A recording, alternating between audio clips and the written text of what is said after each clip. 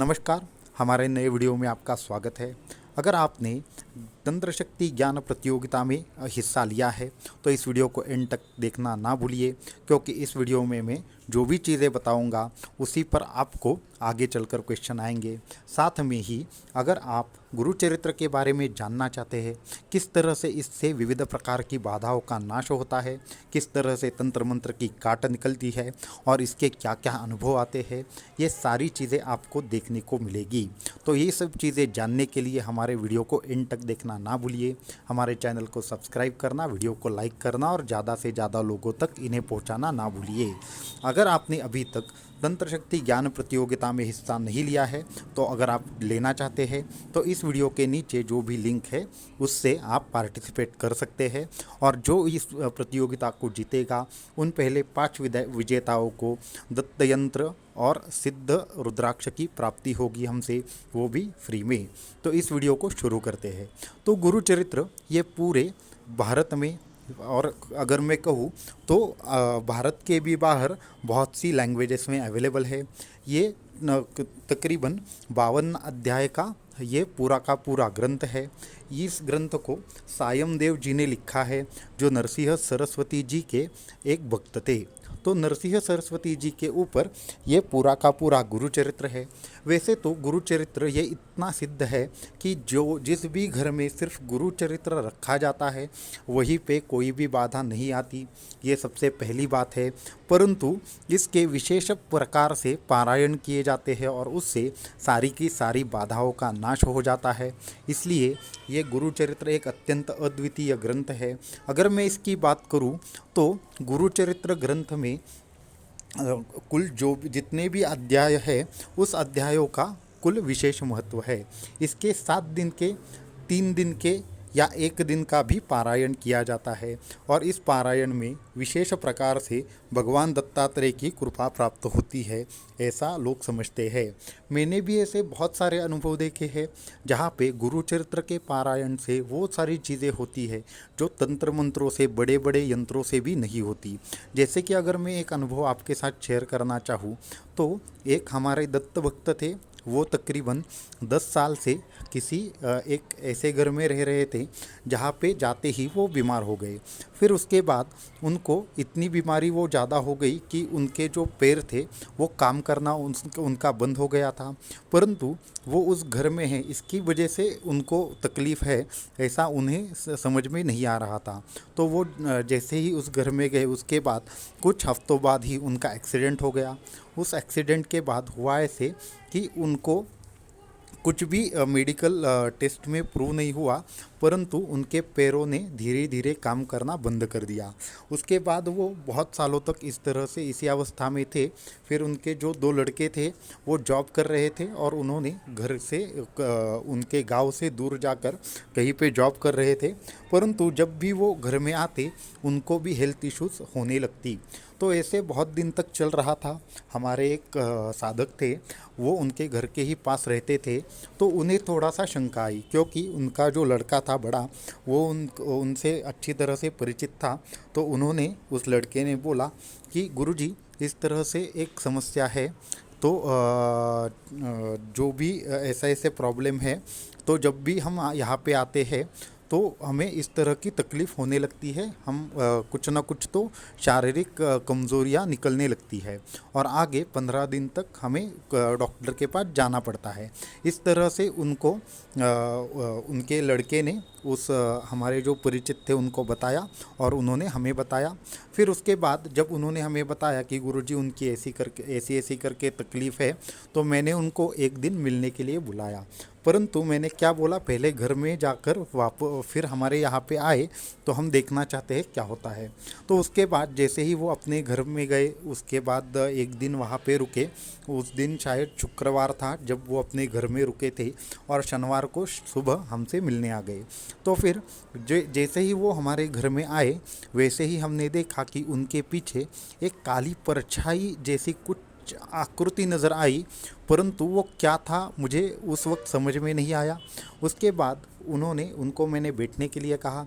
वो जैसे ही वो बैठ गए उसके बाद उन्होंने मुझे बताया कि गुरुजी अभी मुझे गले में तकलीफ़ हो रही है, इस तरह की तकलीफ़ है। तो ये सारी चीज़ें सुनकर मैं समझ गया कि इसमें कुछ ना कुछ घर में इनके बाधा ज़रूर है। तो उन्होंने बोला क्या आप हमारे घर में आएंगे क्या? तो मैंने बोला कि घर में आने की कोई भी आवश्यकता नहीं है, मैं तुम्हें यहीं पे इलाज बताता हूँ।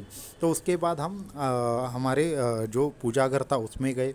वहाँ पे जाने के बाद वहाँ पे परमहंस परिव्राजकाचार्य श्रीमद् वासुदेवानंद सरस्वती स्वामी महाराज जी के तस्वीर के सामने मैंने उनसे प्रार्थना की कि इनको क्या राह दिखाई जाए, ये हमें कृपया मार्गदर्शन कीजिए। तब उनको मैंने गुरुचरित्र के एक हफ्ते के पारायण के बारे में बताया। तो उन्होंने बोला कि क्या पारायण करने के लिए यहाँ पे रुक कर ही पारायण करें या फिर जहाँ पे हमारा जॉब है वहाँ पे करें, छुट्टी लेकर करना पड़ेगा क्या? तो मैंने बोला उसकी कोई भी आवश्यकता नहीं है, आपको सुबह 4 बजे उठना पड़ेगा और 2 या 3 घंटे में पारायण हो जाता है। तो इस तरह से मैंने उनको पारायण का पूरा विधि समझा दिया, संकल्प समझा दिया और उनको पारायण करने के लिए बोला। तो वो पहली बार ही कर रहे थे, तो उन्होंने सबसे पहले 2 दिन की छुट्टी ले ली और उन्होंने शुक्रवार से पारायण शुरू कर दिया। तो जो गुरुचरित्र का पारायण है वो गुरुवार से शुरू करके शुक्रवार के दिन ख़त्म करने का एक प्रघात है।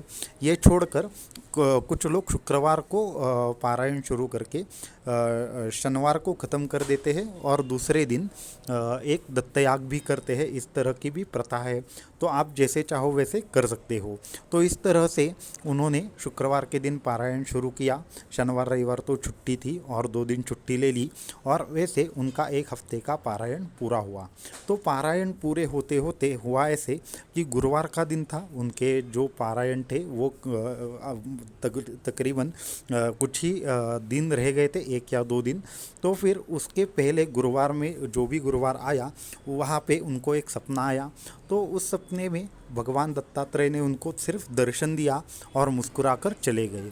तो उनको उसका अर्थ समझ में नहीं आया। तो फिर वो हमारे पास आए कि इस तरह से चीज़ हुई है करके। तो मैंने बोला ठीक है, तो बहुत ही जल्द आप पर भगवान दत्तात्रेय की कृपा होने वाली है। परम पूजनीय नरसिंह सरस्वती स्वामी महाराज जी की आप पर कृपा होने वाली है। तो इस तरह से वो अपने घर वापस चले गए।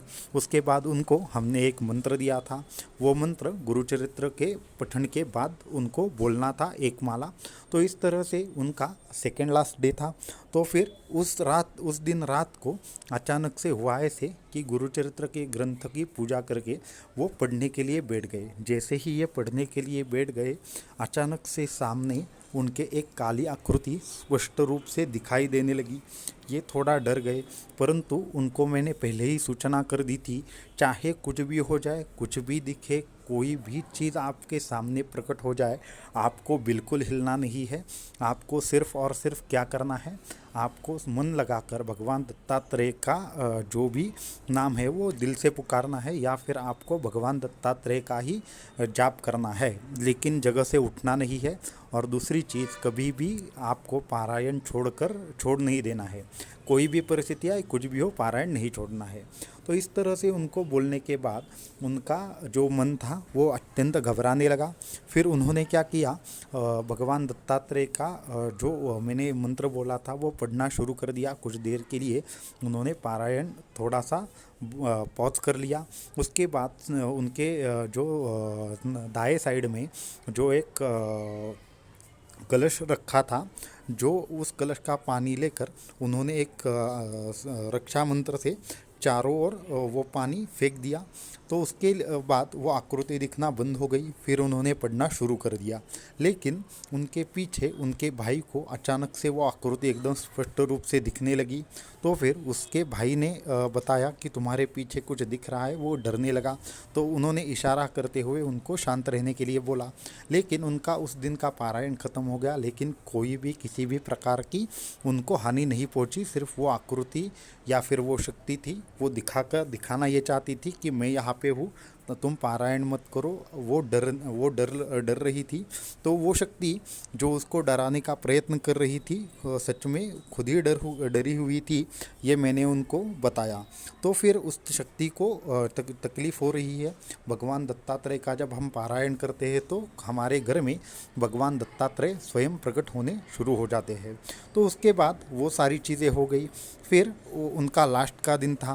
लास्ट के दिन में पारायण ख़त्म करने के बाद दूसरे दिन दत्तयाग रखा था। तो फिर उस दिन शाम को उनके सपने में, तीनों के भी सपने में, दो जो भाई थे और उनके पिताजी थे, उन तीनों के सपनों में एक साथ ही एक पिशाच आया और उन्होंने बोला कि हमारे घर से चले जाओ, वरना जान से जाओगे। तो फिर ये तीनों भी डर गए थे। लेकिन जिस भाई ने पारायण किया था उसके सपने में आगे क्या हुआ कि उसके सपने में एकदम से औदुंबर वृक्ष दिखाई देने लगा और उस औदुंबर के वृक्ष के नीचे खुद नरसिंह सरस्वती स्वामी महाराज जी सन्यासी के भेष में आए थे। उन्होंने उसको बुलाया और उस पिशाच को वहाँ पे रोक दिया।